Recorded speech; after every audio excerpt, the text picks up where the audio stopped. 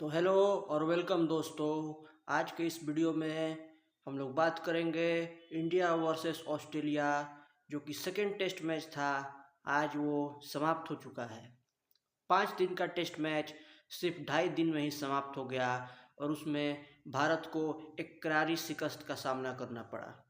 10 wicket से भारत ने इस मैच को गंवा दिया। 10 विकेट से हार एक काफ़ी शर्मनाक हार होती है। इसी ग्राउंड पर भारत की डरावनी यादें एक और भी थी कि 2022 के T20 वर्ल्ड कप में एडिलेड के ही ग्राउंड में इंडिया इंग्लैंड से T20 वर्ल्ड कप के सेमीफाइनल में 10 विकेट से हारी थी। T20 में भी हारी और आज ऑस्ट्रेलिया से टेस्ट मैच में भी 2022 की यादें फिर से एक बार ताज़ा हुई। फिर से भारत ऑस्ट्रेलिया से उसी सेम ग्राउंड पर 10 विकेट से एक शर्मनाक हार हार गया। ये हार भारतीय फैंस को काफ़ी हताश और निराश किया। ये हार बहुत लंबे समय तक भारतीय फैंस के दिमाग में चलेगा। इसको भुलाना बहुत मुश्किल है।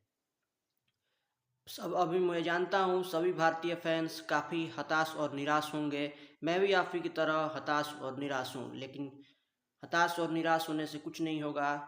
आपको अगले मैच की तैयारी करनी होगी। इस मैच को भुलाना होगा, जैसा भी गया भुलाना होगा और अगले टेस्ट मैच की तैयारी, जो थर्ड टेस्ट मैच गावा में खेली जाने वाली है, उसकी तैयारी आपको अब शुरू कर देनी होगी, क्योंकि टाइम बहुत कम है। सिर्फ 5 दिनों का टाइम है। अगला टेस्ट मैच, जो थर्ड टेस्ट मैच है, 14 तारीख से शुरू होने वाला है। 14 तारीख से वो टेस्ट मैच शुरू होगा, तो उसकी तैयारी अब शुरू कर देनी चाहिए।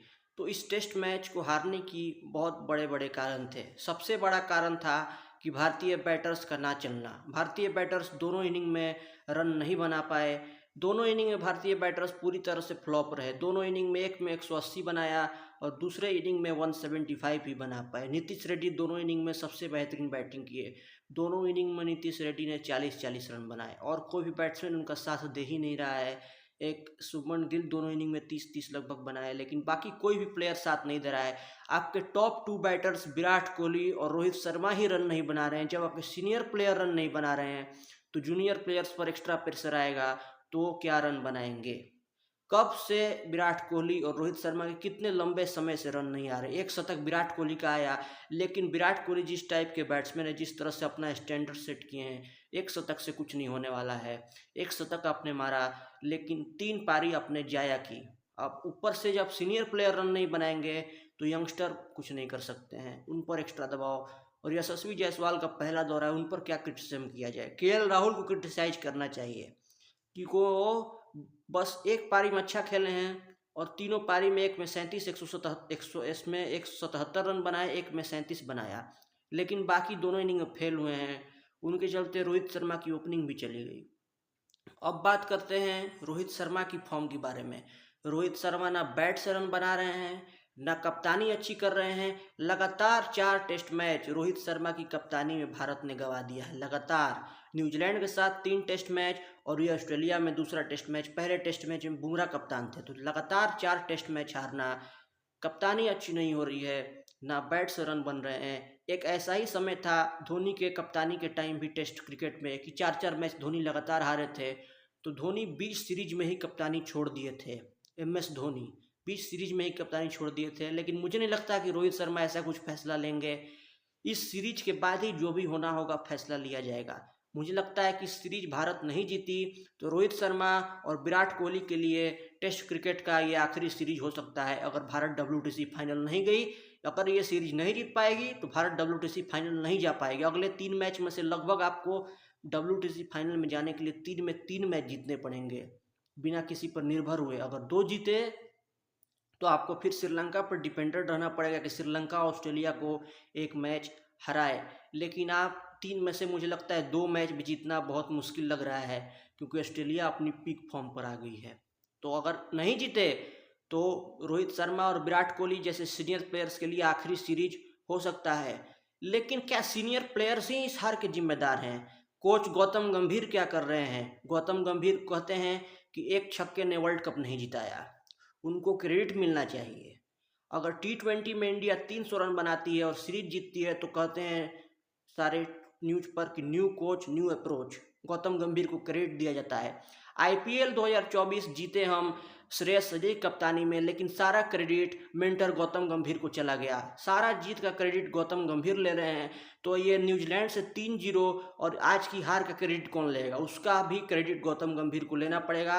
आए प्रेस कॉन्फ्रेंस में गौतम गंभीर, ना प्रेस कॉन्फ्रेंस में क्यों नहीं आते हैं हारने के बाद? उनको आके जवाब देना चाहिए।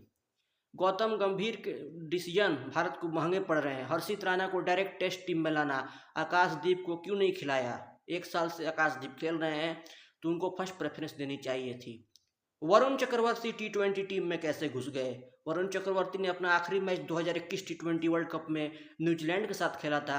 उसके बाद वो डायरेक्ट जैसे ही गौतम गंभीर कोच बने वो टी20 टीम में घुस गए। कैसे? क्या वो दोनों केकेआर से थे कि डायरेक्ट उनका टीम में एंट्री करवा दिया, जो कि हर्षित राणा और वरुण चक्रवर्ती थे? वरुण चक्रवर्ती ने अच्छी बॉलिंग की, लेकिन रवि बिश्नोई भी तो अच्छी बॉलिंग कर रहे थे। उनको आप बैठा दिए 2 साल से जो लगातार खेल रहे थे, और वरुण चक्रवर्ती को सीधे घुसा दिया गौतम गंभीर ने। तो ये कैसा चलेगा? क्या ये आप इंडियन टीम में केकेआर की लॉबी चलाएंगे? तो मैं यही कहना चाहूँगा कि अगर रोहित शर्मा, विराट कोहली अगर ये सीरीज भारत हारा तो अगर वो सैक होंगे तो साथ में गौतम गंभीर को भी सैक करना चाहिए। गौतम गंभीर को भी कोच से हटाना चाहिए, क्योंकि हार का क्रेडिट उनको भी लेना पड़ेगा, सिर्फ प्लेयर्स ही नहीं लेंगे, कोच को भी उतनी जिम्मेदारी लेनी पड़ेगी। मुझे लगता है कि रोहित शर्मा और गौतम गंभीर की जोड़ी जम नहीं रही है। रोहित शर्मा और as a coach Rahul Dravid की जोड़ी ज़्यादा जमती थी। गौतम गंभीर अपनी मनमानी टीम में ये चलाना चाहते हैं। हर्षित राणा को घुसा दिया, वरुण चक्रवर्ती को घुसा दिया। रोहित शर्मा को पावर उतना अभी नहीं चल रहा है टीम में, गौतम गंभीर का ज़्यादा चल रहा है। मेरा मानना है कि अगर टीम में सबसे ज़्यादा पावर किसी की रहनी चाहिए तो कप्तान की ही रहनी चाहिए। कोच अपनी मनमानी नहीं कर सकते हैं, क्योंकि सारे decision on the field coach नहीं कैप्टन लेते हैं। तो कैप्टन को ज़्यादा पावर रहनी चाहिए। गौतम गंभीर अगर नहीं सुधरे तो उनकी विदाई भी इस इंडियन टेस्ट टीम की कोचिंग से हो सकती है, अगर भारत ये सीरीज हारी। टी20 और ओडीआई में वो कोच स्टिल रहेंगे, लेकिन ये टेस्ट सीरीज उनके कोचिंग करियर को भी डिसाइड करेगी। गौतम गंभीर की सीनियर प्लेयर के साथ वो भी बीसीसीआई के रडार पर चढ़ेंगे। तो ये बहुत मुख्य कारण थे। बैटिंग भारत की पर्थ टेस्ट मैच में भी अगर भारत 4 इनिंग देखें तो पर्थ टेस्ट की 2 इनिंग और ये एडिलेड टेस्ट की 2 इनिंग, चारों इनिंग में भारत 3 इनिंग में 180 एवरेज स्कोर था। 150 पर्थ की इनिंग में, 175 एडिलेड की सेकेंड इनिंग में आज ऑल आउट हुए, और पहले इनिंग में 180। तो सिर्फ 3 पारी में तो आपने रन ही नहीं बनाया। जब बैट्समैन रन नहीं बनाएंगे तो बॉलर्स बार बार थोड़ी ना आपको गेम में जिता देंगे। तो यही सब बातें थी, हार के मुख्य कारण थे। अब देखते हैं कि भारत कैसी वापसी करती है 3rd टेस्ट मैच में, क्योंकि अब इधर से हारे तो WTC फाइनल खेलने का सपना भारतीय फैंस का टूट जाएगा। और ये अगर टूटा तो इतिहास में पहली बार होगा 2019-21 और 2021-23 के साइकिल के बाद कि 2023 और 25 का फाइनल भारतीय टीम नहीं खेल पाएगी। दोनों फाइनल भारत ने खेला था, लेकिन अगर ऐसा हुआ, भारतीय सीरीज हारी, तो फिर फाइनल खेलना पहली बार इतिहास में होगा कि भारत WTC का फाइनल नहीं खेलेगा। तो फिर सवाल कप्तान, कोच और सीनियर प्लेयर्स पर उठने लाजमी है। अगर फाइनल खेलना है तो 3 में 3 जीते या 3 में 2 जीते, और 3 में 2 जीते तो फिर श्रीलंका पर निर्भर रहें कि ऑस्ट्रेलिया को एक मैच श्रीलंका हराए। यही सब बातें थी। आपको क्या लगता है, क्या भारत तीसरे मैच में कमबैक कर पाएगी? मुझे लगता है कि हाँ, कमबैक कर पाएगी, लेकिन अगले मैच से आप आकाशदीप को खिलाइए। और रविंद्र जडेजा को क्यों बाहर कर दिया, अश्विन को क्यों खिलाया? ना अश्विन विकेट ले पा रहे हैं, ना बैट से रन बना पा रहे हैं। अगर रविंद्र जडेजा को खिलाते, वो बैट से रन बना कर देते। Ravindra Jadeja one of the best allrounder for India since last 5 और 4 years in the test cricket.